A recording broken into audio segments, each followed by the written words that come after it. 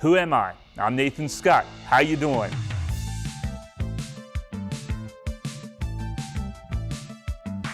Hello and welcome to Weatherwise. I'm meteorologist Nathan Scott. This is a brand new streaming show right here on THV 11 Plus. It'll be airing every Tuesday at 3 o'clock. So thanks for tuning in because I don't know what my bosses are thinking. This is new territory for me. I'm a perfectionist. So we'll just see how things go along. I'm hoping this show will be a little bit entertaining, but much more informative to you. And yes, it's called Weatherwise. So of course we're going to talk about the weather, but this is not going to be a show based on what the forecast is expected to be. We might do a little bit of forecasting, but we'll also tie in more of the weather knowledge that you may want to know and may just want to share with the kids if they're interested in science. But we'll also cover other science topics like astronomy. I'm going to have some stargazing tips for you. I'll be talking about meteor showers over the next several weeks and which meteor shower you may want to see and others you may want to skip. Along with that, I'll talk about some geology. Arkansas is very famous for its geology in terms of Mount Ida being the quartz capital of the world. Hopefully, I'll be able to talk to some experts in other fields of sciences and we'll just see how things go along. But first, who am I? I'm a meteorologist, and this has always been, I feel like, a destiny for me since I was 4 years old. And to give you a little example of that, I have this globe right here, and it's not in the best shape. It's from the 1920s, but I don't know if you can look here. I colored in all the states. So when I was a kid, I loved maps, and I have actually encyclopedias. Remember those? The World Book of Encyclopedia? When I was a kid, I opened up those books and did my own weather maps. So maybe in the future, I'll bring that encyclopedia from home. But if you go to my home state of Maryland, you will see any map of Maryland. It will have a cold front, warm front temperatures, and I just ruined it as a kid. But that shared my love of meteorology and also just hoping to pursue this career. This is a dream come true for me. And any meteorologist that you talk to, if they're a true meteorologist, they have always been fascinated with weather, or they went through some significant weather event to really spike that interest in how the atmosphere changes. I said I was from Maryland, so let's take a look at the map now, because there's Arkansas, and when you think of Maryland, you think of Baltimore, you think of DC. No, I'm actually across the eastern side of the Chesapeake Bay. This is known as the Eastern Shore.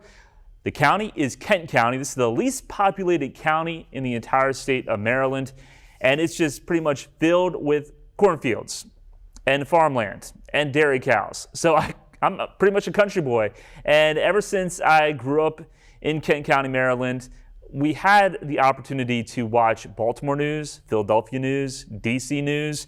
So some of the biggest markets in the country, I was able to watch those meteorologists, and I was fascinated just how they came up with the weather forecast, and I wanted to know more. I was a dedicated viewer when I was a young kid. Used to drive my parents crazy. We can go back to me now. Because with the snow forecast, one station might say 6 to 12. Another station might say 3 to 6. Another station may say it's going to be all rain. And I would watch the temperature fluctuate.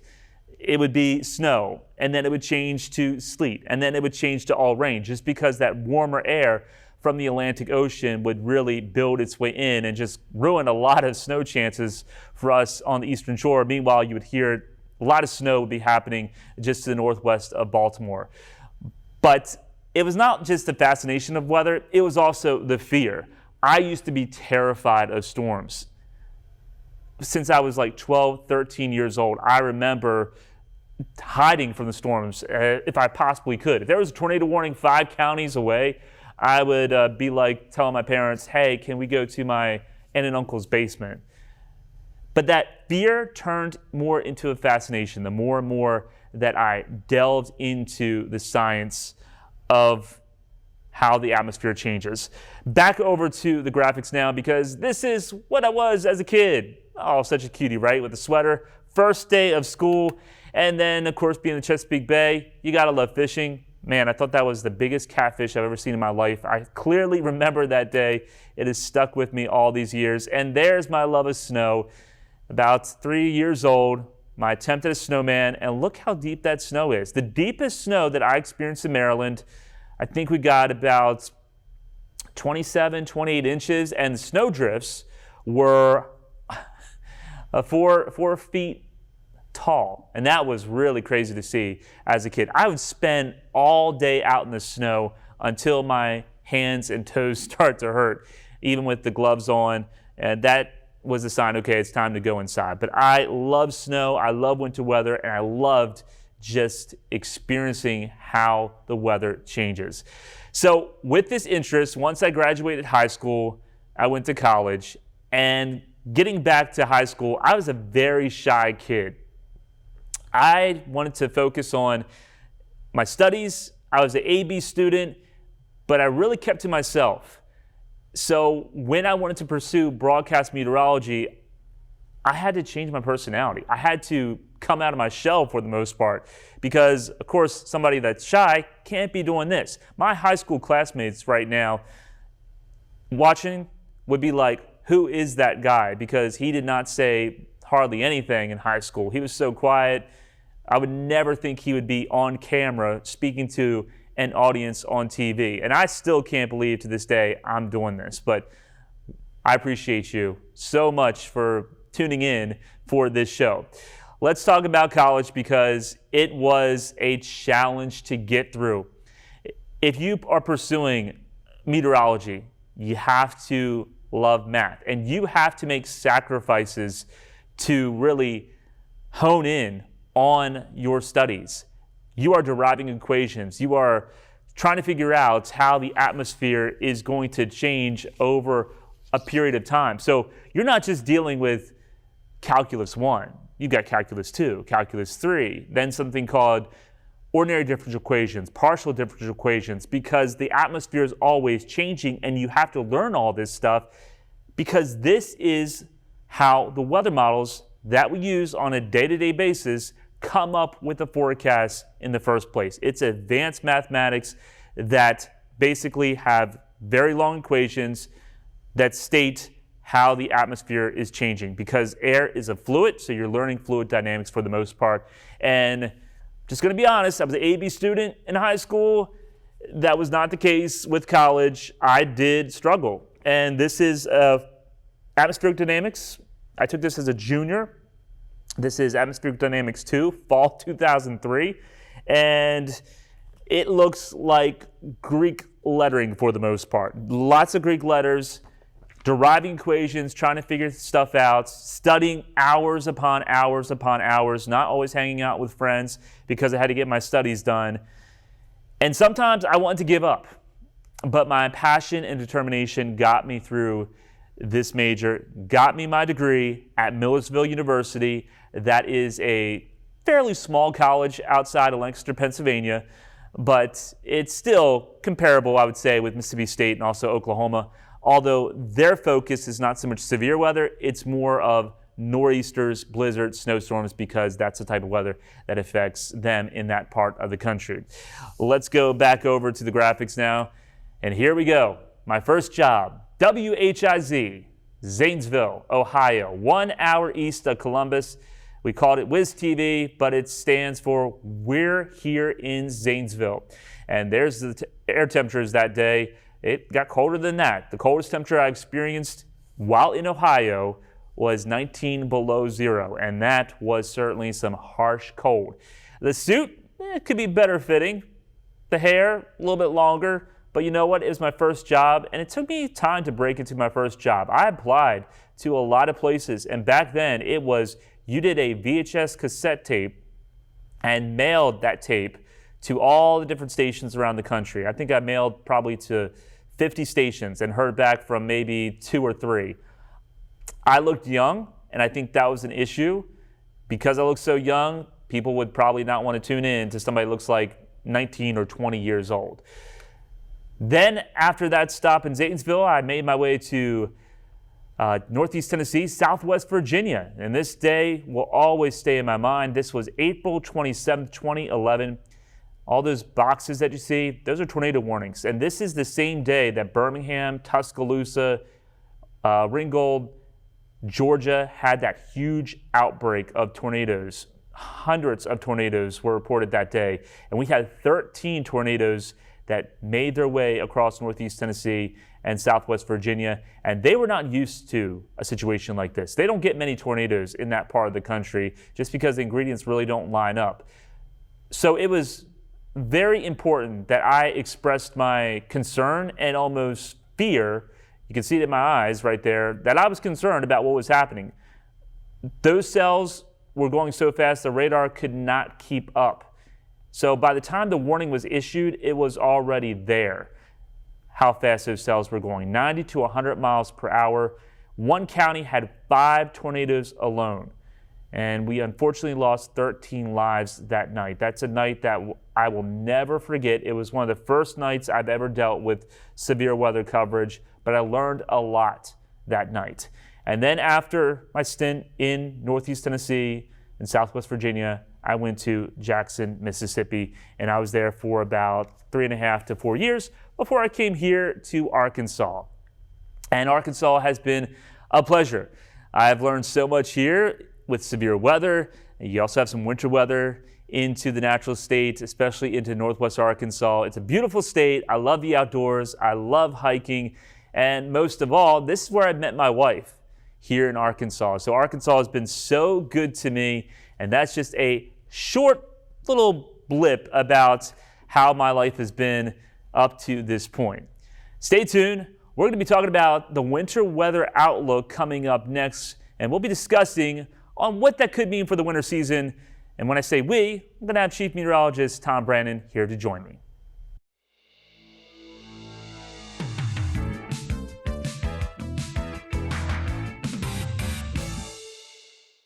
You know, as we get closer to the winter months, we're getting a lot of questions about whether or not we'll get snow this winter and how much. Well, we know one thing is for certain. As we progress into those winter months, we're going to be impacted by yet another La Nina. No stranger to Arkansas's weather patterns over the last 3 to 4 years. We had a moderate La Nina 3 consecutive years, followed up by an El Nino winter last year. So what are we expecting? Well, milder than average temperatures typically come along with a weak La Nina. Below average precipitation expected. And will it have an impact on snow possibilities? We're going to talk about that here in just a few minutes. But first, let's review what's going on when you have a La Nina. Colder than average eastern Pacific Ocean temperatures generally affect the jet stream. Same is true with an El Nino. Whenever you have an El Nino winter or a La Nina winter, those jet streams are going to get jacked up quite a bit. This is what we're expecting this year. The southern jet stream or subtropical jet takes a lift to the north, whereas the polar jet takes a bit of a dip to the south. And where you find these two jet streams coming together, you'll probably find the most inclement weather, especially when it comes to snow or rain over the northern Rockies and the northern Plain states. In fact, this is what you typically will get with a La Nina here in the U.S. Northern Hemisphere winter. Cold and snowy over the Rockies and northern plains, wet over the Ohio Valley, and then you've got dry and mild conditions over the southern tier. Now, this is looking back over 70 plus years of data, a lot of La Nina years, and this is what we come up with, dry and typically mild over the southern U.S. But let's review once again. Moderate La Nina back in 2020 and 2021 provided us with the largest La Nina snowfall that we've ever received. I know kids remember that, 2 major snows in less than a week. Now the next year, that number dropped considerably, but still stayed above average, 3.8 inches. 6 inches is what we received. And then there's 2022, 2023, yet the third in that series of moderate La Ninas did not provide much in the way of snow, only 1/10 of an inch. But that winter, we received record amounts of rain, which kind of throws out everything we've told you about La Nina being drier than average. But as a whole, La Ninas over the years have produced less precipitation and they've been milder. Welcome back to Weatherwise, and joining me right now is none other than Chief Meteorologist Tom Brannon. Hey. Tom, we came up with this winter weather outlook. How are you feeling? How am I feeling about it? Well, I was going to ask you the same question. We taped this a few days ago. It's, think about fall. It's been a warmer than average fall, drier than average. We slipped a spot to number 2 for the warmest on record. Yeah. But I still feel pretty confident. In fact, on the newscast the other night, I projected, they asked me what I thought, and I'm going to go with a 4-inch snowfall this year. 4 inch? 4 inch. I know Ed Butner, we'll hear from Ed in a few minutes, but a 4-inch snowfall. Yeah. That's close to our average, which is 3.8. That's what I did. I just stuck to average because of what research that you have done with these weak La Niñas. There's just not a lot there. Yeah. But then again, there's not supposed to be a lot for moderate to strong La Niñas. And 3-4 years ago, it was 20 plus inches of snow. They all look different. And the latest Climate Prediction Center, they came out with their new graph, which still hangs on to a weak La Nina, but it's very short-lived. Yeah. So it may just dip down to weak La Nina and then go to neutral phase, which kind of throws things a little bit off course because weak La Nina is different than neutral phases when we have that here in Arkansas. So it'll be interesting to see. And we haven't even factored in other stuff. Like there's something called the MJO, which is the Madden-Julian Oscillation. And that basically is an area of rising air over the Indian Ocean that progresses its way from west to east through a course of 30 to 90 days. That adds another factor in winter weather because usually when we're in a certain phase of the MJO, we get these cold outbreaks. So if we have that cold outbreak lined up with the moisture supply, then it only takes one storm to produce that's all 6 to 12 inches or just a dusting. So it's always a challenge, always fun though. You also touched on some of the other oscillations. You've got the Pacific Decadal Oscillation. Yeah. North Atlantic and the Arctic Oscillation, which is kind of dipped into a negative phase for the time period through the end of November, first part of December. We can see that. We can see the temperature fluctuation. Looks like we're finally going to see temperature at or below freezing here in Little Rock. We haven't officially done that just yet. Yeah, we haven't. That is expected to happen. And does this just stick around for a little bit of time? What's Christmas time? It's hard to say because it can flip like a dime for the most part. It can be cold and then it goes to unseasonably warm, back over to unseasonably cold. I think the main point is it's all related. What happens in the oceans will in turn affect what weather patterns we see over the land. And it all happens in cycles. And it's just amazing to watch what you see happen in Europe will eventually work its way across the globe and then affect us here in North America, along with what happens with any typhoons out in Asia can shift the jet stream. There's a lot to it. So when we make a long-range forecast, we're putting it out there, but we're not putting any bets on it. Right, I don't want to lose any money. You bring up a good point with El Nino and La Nina. They're both different, but they both do affect the way the jet streams carry our storm systems and the positioning. You made a comment earlier in the week that you're looking at the pattern here. This does not look like a La Nina type of scenario because there's an upper level system out over California, which is very El Nino-like. It is. So even the weather pattern's confused right now. We'll just have to see what happens. We have several months to go, and it could be warm in December, and then February comes around, and it could be Arctic cold with heavy snow. We just do not know. I mean, as a whole, the whole winter could be milder than average, but you got that 1 week that may produce the cold and that's the what snow. People remember. That's what people remember to say, okay, this was a bad winter because we had 1 week of maybe a foot of snow. Meanwhile, the rest of the winter, it was above average. We had nothing. Yeah. But people always remember the snow. Okay, now I said 4 inches of snow. What are you going to say this winter? Put me on the spot now. Ooh. Yeah, you mean you haven't thought of this? I kind of have. I've been kind of weighing my options because, we've had weak La Nina, but is it a true weak La Nina? Or is it a weak La Nina in sheep's clothing? Yeah, pretty much. Yeah, there you go. But it only takes one event. Yeah. I'm hoping we'll see more than last year because last year we got ripped off, let's be honest. I won.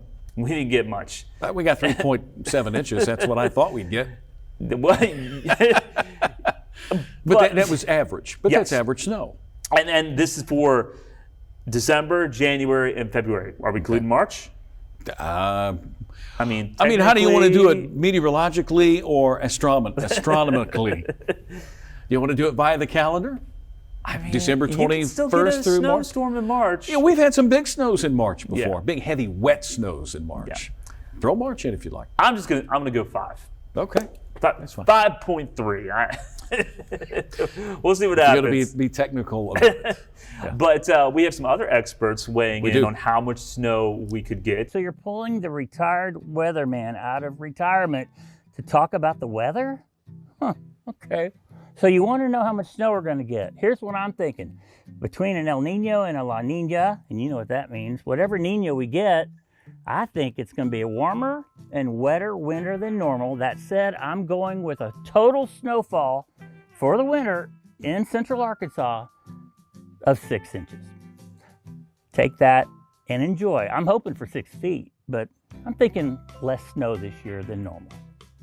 From the excitement of the threat of a few flurries at the beginning of winter to being stuck in a foot of snow on I-630, I really hate forecasting winter in Arkansas, and I always did. Only because all it takes is 1 degree to make the difference. If it's 33 degrees, that's going to rain. 32, it could be rain or ice. 31, it could be ice or snow. And 30 or lower, it could be ice, snow, or mixed rain and ice and snow. You never knew what was going to hit us. So, you know what? As long as it doesn't interfere with my bingo plans, I don't care what it's going to do. But really, as winter season approaches, folks, make sure you take plenty of time to drive the extra drive because it's going to take a little longer. Be safe out there and use some common sense.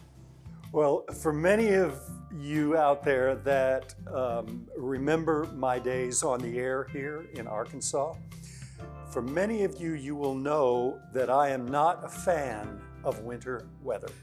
I am not a fan of winter weather. I am not a fan of winter. But a lot of people think we're due for a big storm, snowstorm. I don't think we are. The last couple of years, last year we had like 3 inches of snow. The year before that we had 3 inches of snow. And 2.5 years ago, we had 20 inches of snow that fell in a back-to-back snowstorm in less than 4 days. 20 inches. So I don't think we're due at all. So what I'm going to do is not forecast, I'm going to wishcast. And I am saying nothing this year. That's the way I want it. Snowstorms and ice storms are debilitating. People think that they love the winter weather, but they're devastating, they're debilitating. You can't do anything. Everyone thinks they love it. Really, I guess only the kids love it, but that's okay. If we get some, we get some, but I'm wishcasting no snow this year.